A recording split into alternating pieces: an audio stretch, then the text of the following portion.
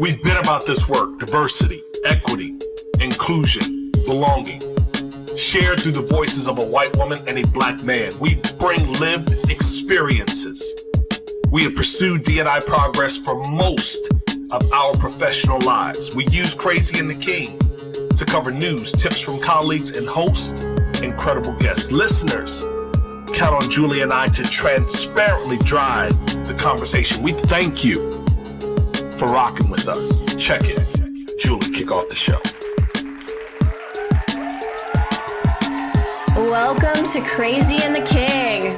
You know, we have done a pretty good job the last couple of years of ending the year with incredible guests and, you know, just hearing some of their experiences. We have guests throughout the year, but this is always special because it gives us some time to, you know, to just decompress, refuel our tank, and get ready for January, because trust and believe January is going to bring with it the snow and the winds of all types of change. But I'm curious, Julie, first of all, how are you? You good? Good. I love this too, because there are so many incredible voices in our world that you and I are getting to meet from this podcast. I mean, people we never would have otherwise engaged or met in our lifetime. And now we get to just sit down and have an amazing conversation with them. Yeah, and for those of you out there listening, in case you are new to Crazy and the King, you can go to crazyandtheking.com. Like, we do have a real website that lists all of our episodes.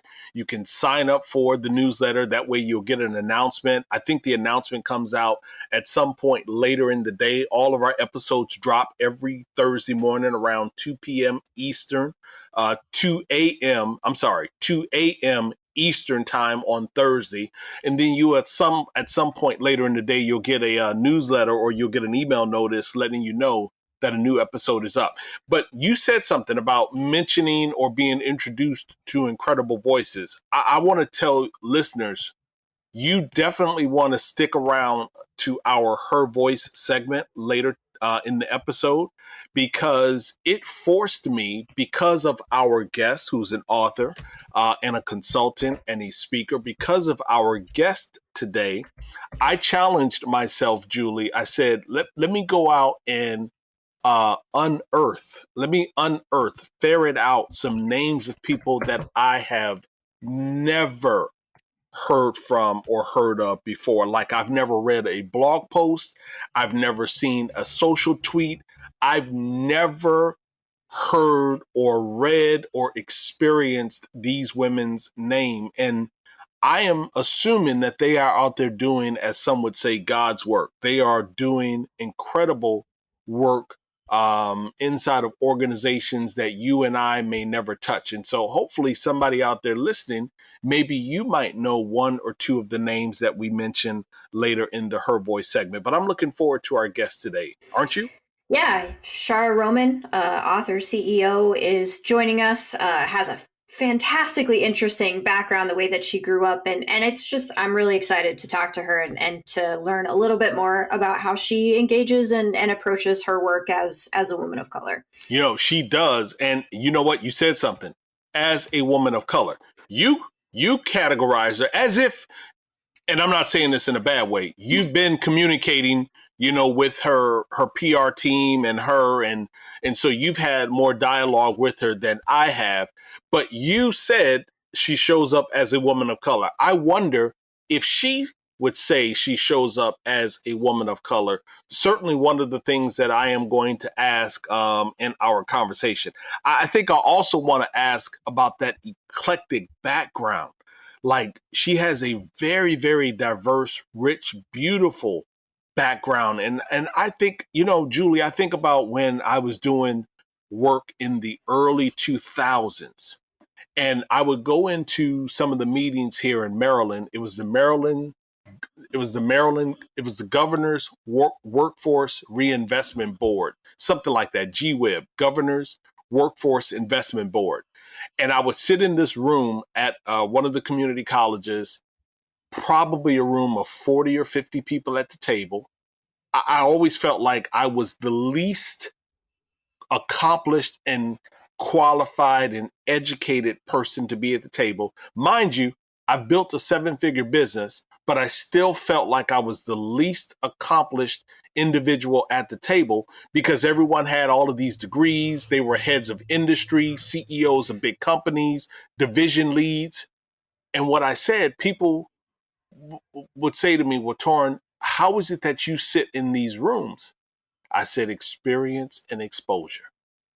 And what our guest brings is experience and exposure. So I'm looking forward to chatting with Shaara. Yeah. So how about we just take a quick break and let's see if we can bring her up and get her into this conversation. Yeah, let's get at it.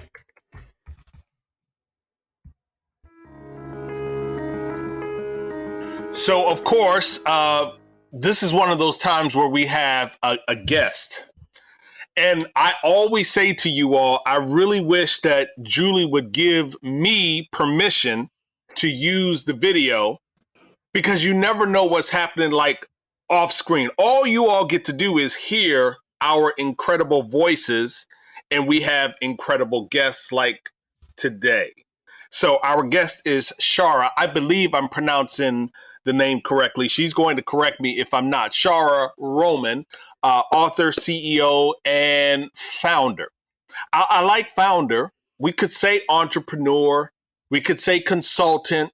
But founder just sounds so much more exquisite. Shaara is the founder and CEO of the Silverine Group, a boutique culture consulting firm that is on a mission to make the world a better, more inclusive place for all. Now, I got to tell you, Shaara, we actually here, we end each and every show encouraging our listeners to create better culture, better teams, better workplaces. So you are on the right podcast. Welcome to Crazy and the King. Thank you. I'm happy to be here, Torrin. Thanks so much for the introduction and for the invitation. I am looking for some fun times.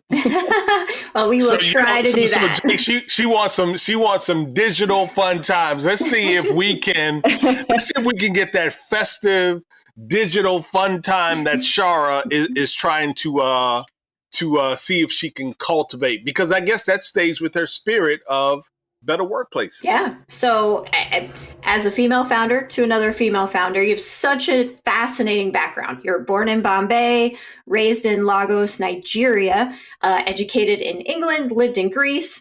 Add some context for how you ended up right here in Virginia, married, mom, got a dog, all those good things. All right. So this is a long story that I'll try to make super quick. So I was, as you said, born in Bombay, spent my childhood in Lagos. After high school in England, I went back to Lagos to take a gap year. And I met my husband, who was stationed, was with the American Embassy. He's a Marine, active duty at the time. He's from Puerto Rico originally, grew up in the Bronx. We met, fell in love, and moved to Greece, where we ultimately got married, and then came back to the U.S. so he could continue on with his United States duty stations. And he was stationed in Quantico, Virginia.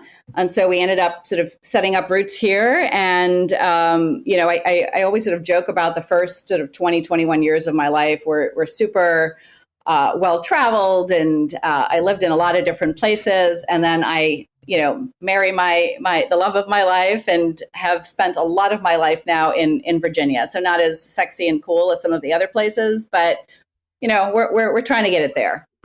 So that shows Americans the power of a gap year. I always say that we need a gap year. But hold on, and when we think about that gap year, I got to tell you, I'm backing up. First of all, you all both of you just did. You took me to school. You took me to vocal school. You know how some folks stand behind the mic and they go through vocal lessons, and the instructor says, sing from your diaphragm, fill up the air pipes and sing from your diaphragm. Well, you didn't take me to singing school, but your pronunciation, I always say Lagos. The both of you said Lagos. And let me tell you, I actually was about to jump in, Jay, when you said it. I was like, you know what? Her flow is on, so I'm not going to mess her up. And then, Shaara, you said Lagos. Did I say Lagos? Because it's Lagos. Is it Legos? If I, Okay, so I had it right. But I got to say to you, when you give that introduction right there, Shaara, I think about our dear friend Deanna Singh from Uplifting Impact. And just all of what you said, born in Bombay, living in Lagos, traveling in Greece, or having lived in England, lived in Greece, husband from Puerto Rico, the Bronx. I can only imagine what the cuisine is like inside of the household. You understand what I'm saying? I can only imagine. You have to be but our second guest. Now, we probably have had some guests that are like wicked in the kitchen, but I can only imagine. Let me not assume. Are you good in the kitchen? I'm decent in the kitchen. I'm decent. My husband and I, Raphael and I, make it work in terms of what we cook up. And sadly, though, I hate to sort of burst your bubble too much. Cooking Indian food takes a lot of time and effort, and so there isn't a lot of that happening in our kitchen. I know that's right. Puerto Rican food, same thing. So when you have two working parents and all of the craziness of the busy lives we lead, food has gotten pretty simple. But Yeah. what I think is interesting is that, first of all, it's really a blend, right? Like we do use a lot of spices. So I may not make Indian food or he make Puerto Rican food, but we use a lot of, cumin and garlic and ginger and cayenne and, whatever else is happening. And we tend to lean into more of the Mediterranean style. I think our couple of years that we lived in Greece, in terms of grilled meat or fish and, kind of just fresh veggies. And that's kind of where we lean into. But it's a big smorgasbord. That word came out okay. I like that. It did. So your experience, Shaara, has positioned you in a variety of organizations. And what you've said is that over time, you've helped organizations through some of their inflection points. You've transformed leadership. You've done quite a bit inside of the companies that you've supported. I'm wondering, what have you seen as being the greatest action, the single greatest thing that you've been able to do or that you've encouraged others to do that has brought about organizational impact? Yeah, that's a great question. And the one thing, it's hard to sort of always pin it down to one thing, but I think the single most thing is when we have helped, I've helped, my team has helped, right? A leader have that aha moment where that light bulb goes off, where they start to shift how they think and how they see the world and the impact they can potentially have by being more inclusive, by being more curious, by sort of really thinking about their people first and not just saying those words, because a lot of people say those words, a lot of companies say, oh, we're people first, but truly being intentional about that concept around, wow, I have to recognize that the people that I work with are unique individuals. They all have their own backstories, their own lived experiences. And how do I really help each of them bring their unique talents to life? When that light bulb goes off and they sort of realize that, then that just opens the floodgates, right, to real change happening. Because we always talk about sort of change management and changing organizations and transforming organizations. And yes, ultimately that's what you want, but you have to transform and change the individuals in the organizations in order for that to happen, right? Because the organization is an entity and it's made up of the individuals and the people. And that's what we have to focus on. And I want to stay there for just a moment. What I appreciate in your response is, and I'm not criticizing, so when people hear me say this out loud, I want them to know where it's coming from. What I just heard you say, Shaara, is that there is no magical potion. There is no red or blue or green or yellow. There's no one pill. There's no one prescription. And here's why I like your response. I like your response because I ask that question for a reason. When people ask me, well, Torin, what's been the greatest impact you've had in consulting over the last 3, 4, 5 years? I always say the one thing that I do is I get all of my organizations to try to ask on the performance evaluation, what did you do to help with our D&I efforts. If I can get companies to do that for 500 people, 10,000 people, 100,000 people, that's the one thing that I'm pointing to. Yep. I like what you said. Everyone arrives at that aha moment differently. Yeah. So you've been a CHRO, you've helped drive employee and business success. As we've been talking about, you've been advising companies on creating successful strategies around organizational design, leadership, eliminating toxic stressors in the workplace. That's one of my favorites. And you decided, hey, you know what? I need to put this into a book called The Conscious Workplace. Tell us why you decided it was time to share that knowledge with the world.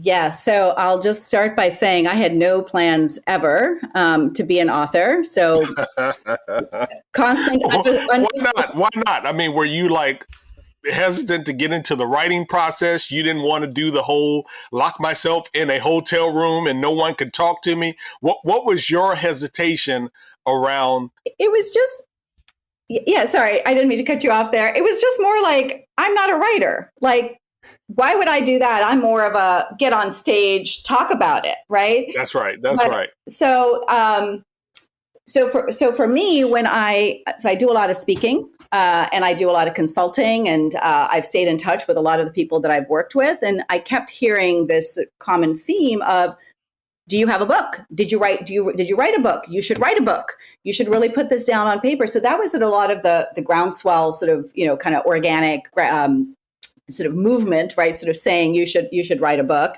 And then I was approached by a firm that wanted to, they work with entrepreneurs the whole time, blah, blah, blah. And they were like, you should write, we'd love to help you tell your story.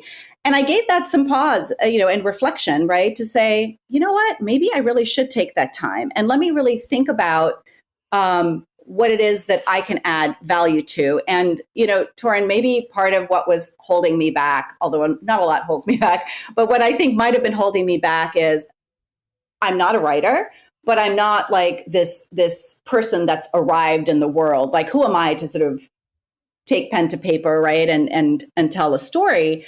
But as I really thought about what is the impact I'm having when I go and I talk to a group of women that want to break into entrepreneurship or want to grow in their organizations, or I talk with leaders that, even in a 15-minute speech kind of have sort of that moment of awakening, right? To say, oh, I might want to look at this differently.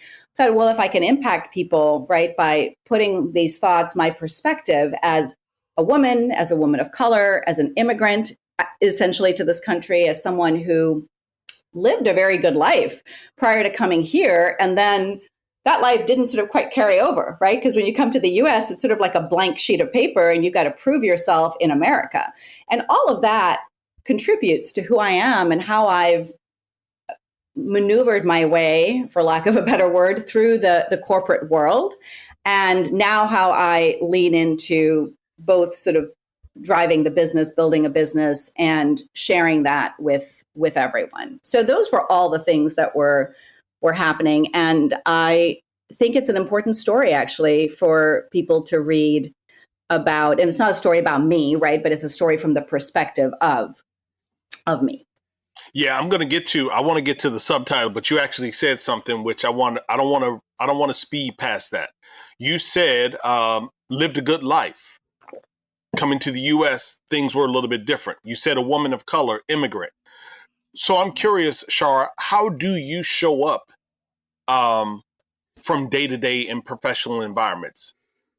Maybe an uncomfortable question, but do you show up as a woman of color? Do you show up as, if this is appropriate, I might even be wrong in saying this, do you show up as an immigrant? Do you show up as, I have a dear friend, Aubrey Blanche, who's a white passing Latina, and she admits that she can lean on her white passing side even as a Latina. How do you show up? Yeah, and that's a really great question. And how I've showed up and how I'm showing up is evolving, right, day by day. Oh, so thank you for that. I didn't show up for a lot of time embracing woman of color or embracing my Indian heritage because, quite frankly, I don't have much of a connection to India, right? I was born there, and then I moved to Nigeria when I was a baby. My parents grew up in a very Western, my parents and my grandparents even grew up in a very Western type of way, which has its own sort of pros and cons. But there was a time when I was actually at CGI, and I had taken over a fairly large team, and the young women that came sort of saw me as this, super strong, super together, very poised professional woman, and in a way was very intimidating to them, because they're like, well, you're so perfect and everything is perfect. How can I ever get like this? So that was sort of one of the moments, probably 15 years ago now, 10, 12, whatever, somewhere in that, in the early 2000s, that was a light bulb moment for me in terms of how do I really show up more authentically as a woman and as a mom and as a wife. And then as I've kind of continued that learning and that journey, I realized that I have been able to claim some success because maybe I'm white passing, right? Maybe because, maybe not. It just depends on how that is. But I don't make people feel super uncomfortable, right? Because I talk like I've grown up here and lived here my whole life. I think because of being a child and moving around and living everywhere else, I can easily adapt and sort of conform, and I sort of know how to make people feel comfortable. But more and more as I introduce myself, I do sort of talk about, hey, I'm not mainstream, right? I do think differently. I have different experiences and backgrounds. I come at this as really a very intersectional person. So it's a growing piece, right? The immigrant piece is a little bit more challenging in the sense that I don't lean into it or try to take advantage of it, I guess, is in one respect, because immigration and immigrants, there's a whole different sort of set of circumstances and stories sort of behind that. But ultimately, I didn't grow up here. And I don't have a lot of the baggage and I haven't had those experiences as a child growing up here. And so those were not my formative years. But now as an adult, sort of looking at all of it from the outside, or actually looking at it kind of more introspectively, I see how that plays out for so many different people. The subtitle of your book, The Conscious Workplace, the subtitle is Fortify Your Culture to Thrive in Any Crisis. Now, I'm wondering, like inside of the book, did you put case studies like navigating a poor economy, global climate crises, war, a pandemic, or, Shaara, is it a bit more predictable, like dealing with a boss that has microaggressive tendencies and other examples like that? Yeah, so I didn't talk so much about war or any of that, climate crisis or any of that, right? I'm not necessarily an expert in that space, but what did feature fairly prevalently in the book is the whole pandemic, right? Because that was so centered to what was happening for the workforce, for employers. But if you think more globally about ESG, environment, sustainability, and governance, that if you're at the board level and you're able to sort of drive that conversation in a much more global way or broad way, that's what we want people to do. But really the thrive in crisis was really about, it could be anything, but we use the pandemic as the example of, listen, we had to overnight completely pivot, reshape, rethink how we were doing things. And unfortunately, not everyone has really adapted, right? We are still, we're saying, oh, the new normal, and we're just bolting on things in an organization versus really exploring and examining, well, how do we really structure our organizations to begin with? Why are we, we're saying we're really productive, but we're really productive because people are working, 50% more than they were working before. So how do you ensure that people have proper workloads, appropriate workloads, that people are leaning into their strengths, that you're really making those human connections? Because hybrid is great, remote is great, but not if you leave people in their own little isolated sort of window screen, right? And you're not really engaging them. So that was really the backstory, or the kind of the theme that we have through the book. And kind of sticking with this belonging, empowerment, why do you feel that DEI isn't enough until you get paired with the critical components of belonging and empowerment in a culture? Yeah, so from a belonging perspective, it really at that point allows us to bring our whole selves into the workplace, right? And we talked about this just earlier, that I'm a mom, I'm a founder, I'm an entrepreneur, I'm a CEO, I'm a wife, I'm a woman, I'm a woman of color, all of those pieces. And if you as an individual can't feel sort of fully safe, fully connected into the organization, fully know that your boss, your manager, the leadership really have your back, then you're going to always hold something back. So, and if you hold something back, then you're not fully bringing all of those strengths and talents that you have. And then you're not able to really bring everything into that organization to help the organization be more creative and be more innovative and ultimately be more profitable. And you don't feel like you belong in terms of sort of the empowerment piece, because so much, again, going back to what we were talking about earlier, so much of our work life is prescribed, right? Like our bosses want to tell us what to do and how to do it. And instead of saying, hey, here's what I need done and here's when I need it done by, instead of forcing this is the way we've always done it, right? We don't allow that creativity. We don't allow that exploration. And so when you are empowered, you have opportunities to make decisions on your own.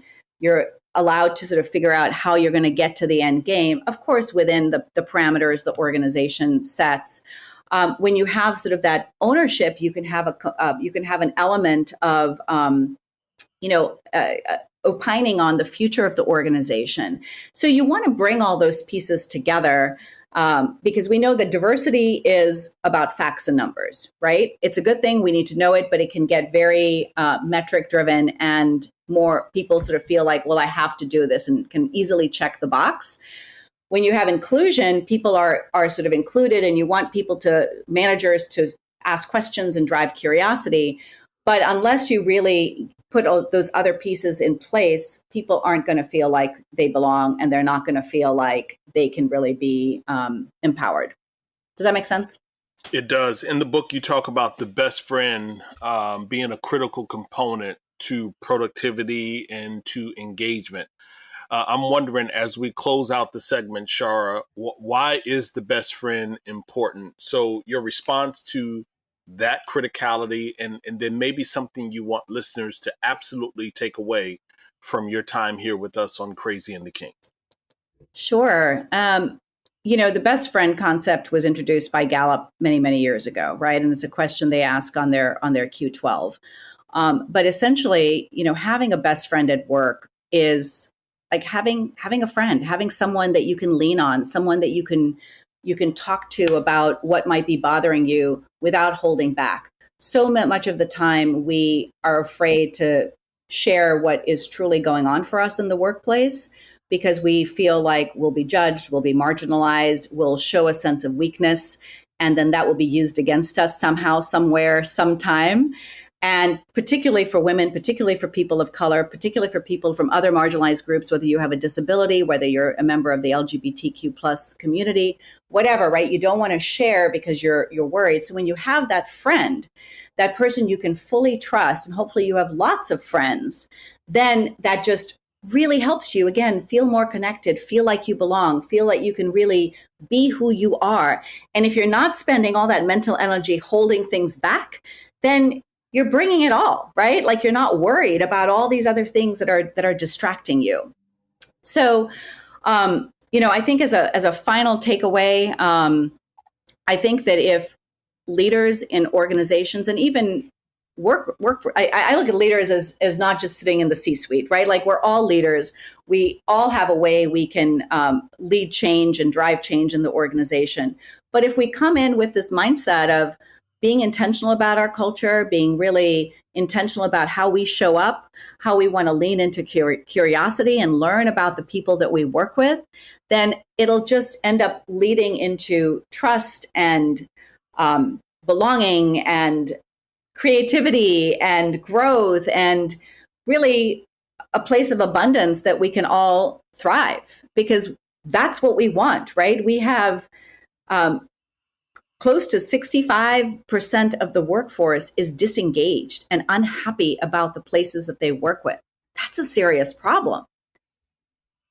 So if we're conscious and we're intentional and we lean into how we can create places where people can thrive, then it's a win-win for everyone. The Conscious Workplace, Fortify Your Culture to Thrive in Any Crisis. Author, founder, consultant, CEO, mom, incredible speaker, all of those things. Shaara Roman, we appreciate you for joining us here on Crazy and the King. People that are listening, you can find Shaara on her website, Shaara, that's Shaara, Roman, Roman, ShaaraRoman.com. Again, ShaaraRoman.com. And are you active on like social, Twitter, Instagram, any of those places? Definitely active on LinkedIn. Okay. That's probably the best place to find us. Yeah. That works. Okay. Absolutely. Shaara Roman, thank you so much for joining us. Absolutely. Thank you both, Torin and Julie. Real pleasure to connect with you both. All right. Her Voice is where we amplify women that are making moves. And in the spirit of our fun conversation, Shaara said that she wanted to have some fun.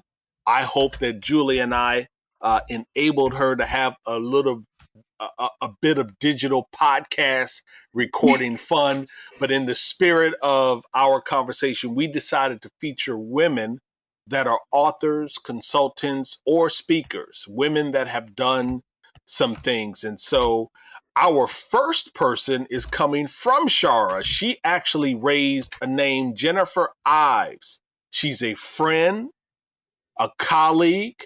Shaara says that you, Jennifer, are brilliant.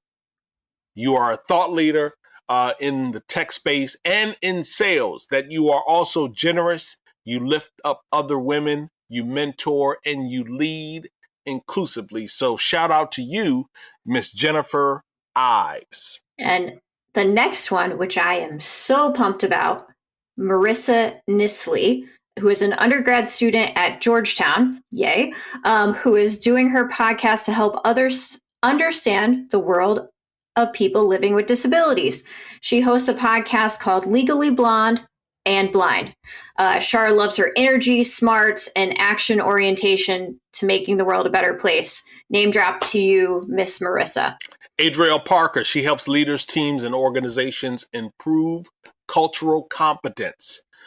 She helps them to identify and disrupt systemic barriers, and she also builds more equitable and inclusive spaces for all. Now, what I like about Adrielle is that she also coaches Black women and has an awesome YouTube channel. You can find her on Twitter at Adrielle Parker. That's Adriele Parker. Adrielle Parker.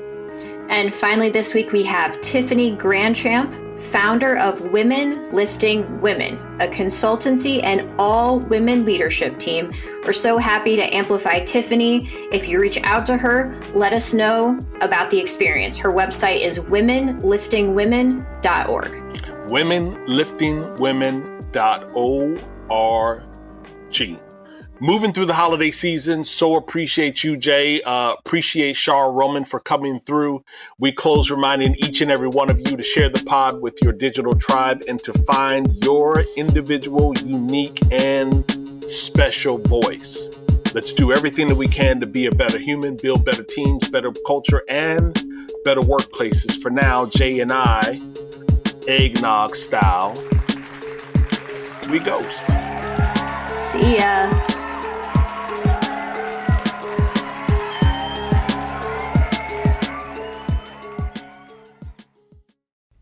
HR technology is a heck of a business. Investors are putting more money into it, employers are using artificial intelligence more and more, and analytics are applied to everything from performance to engagement to workforce planning. I'm Mark Pfeffer, the editor of the HCM Technology Report and the host of People Tech, the podcast that's all about technology and how HR puts it to use. Subscribe to People Tech wherever you listen to your favorite podcasts.